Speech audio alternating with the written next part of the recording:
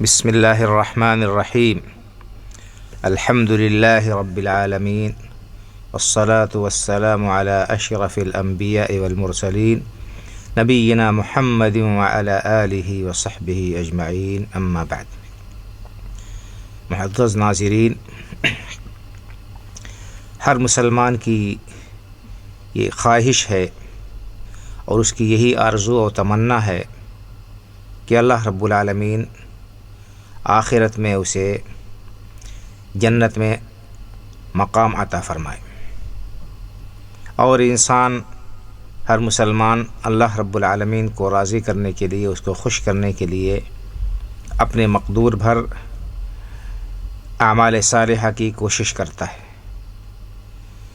فرائض کی پابندی کے ساتھ ساتھ نوافل کا اہتمام کرتا ہے، اور نیکی و بھلائی کے اور بھی بہت سارے کام انجام دیتا رہتا ہے۔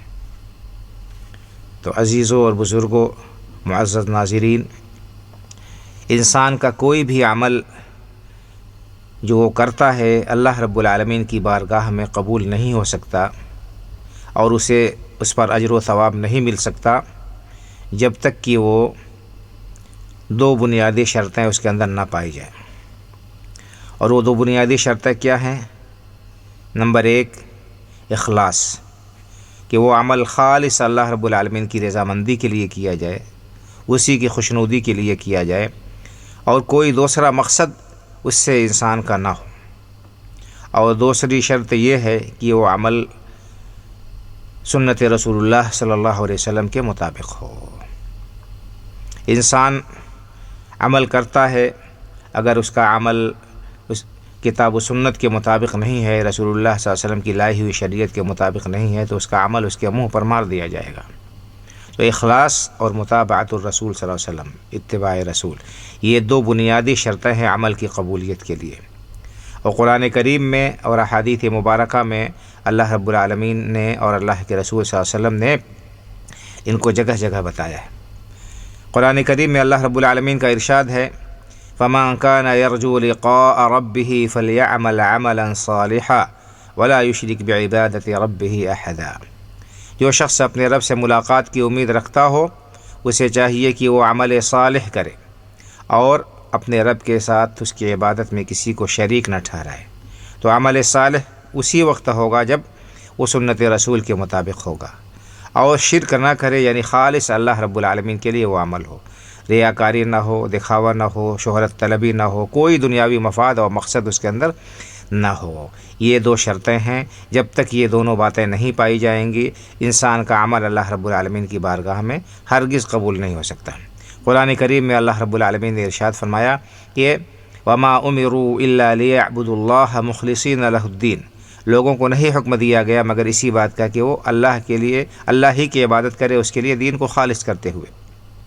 اور اسی طرح سے فرمایا فَاعْبُدِ اللَّهَ مُخْلِصًا لَهُ الدِّينَ، اے نبی کریم صلی اللہ علیہ وسلم، اللہ کی عبادت کیجئے اس کے لیے دین کو خالص کرتے ہوئے۔ اور بھی اس معنی کی بہت ساری آیات ہیں۔ اسی طرح سے اتباع سنت، اللہ رب العالمین نے قرآن کریم میں کیا فرمایا کہ وَأَطِيعُوا اللَّهَ وَأَطِيعُوا الرَّسُولَ، اللہ کی اطاعت کرو، اللہ کے رسول صلی اللہ علیہ وسلم کی اطاعت کرو۔ اور اگر اللہ اس کے رسول کی مخالفت کرو گے، جو شخص اللہ اس کے رسول کی مخالفت کرے گا، اس کا سارا عمل برباد ہو جائے گا۔ اللہ کے رسول صلی اللہ علیہ وسلم نے صاف صاف ارشاد فرما دیا کہ من عمل عملا لیس علیہ امرنا فہو رد۔ جو شخص کوئی ایسا کام کرتا ہے جو ہمارے طریقے کے مطابق نہیں ہے، اس کا یہ عمل مردود ہوگا، اللہ رب العالمین کے ہاں مقبول نہیں ہو سکتا ہے۔ تو یہ دو بنیادی شرطیں ہیں عمل کی قبولیت کے لیے۔ ہر انسان کو چاہیے کہ وہ اپنے کوئی بھی قدم اٹھانے سے پہلے دیکھے کہ اس کا یہ عمل کتاب و سنت سے ثابت ہے کہ نہیں ثابت ہے۔ باپ دادوں سے ہوتے چلا آ رہا ہے، بزرگ ایسا کر رہے ہیں اور فلاں کو ہم نے ایسے کرتے ہوئے دیکھا ہے، یہ کوئی دلیل نہیں ہے۔ عمل کی قبولیت کے لیے شرط یہ ہے کہ وہ اللہ کی کتاب، اللہ کے رسول صلی اللہ علیہ وسلم کی سنت سے ثابت ہو، اللہ کے رسول صلی اللہ علیہ وسلم کے بتائے ہوئے طریقے کے مطابق اس کو عمل کو انجام دیا جائے، اور خالص اللہ رب العالمین کے لیے وہ کام انسان انجام دے۔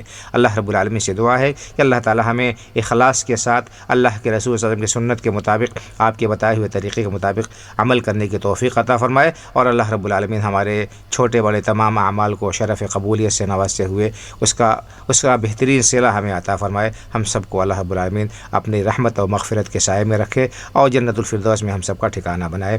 آمین. وآخر دعوانا ان الحمد للہ رب العالمین وصلی اللہ علی نبینا محمد وعلی آلہ وصحبہ اجمعین. والسلام علیکم ورحمۃ اللہ وبرکاتہ.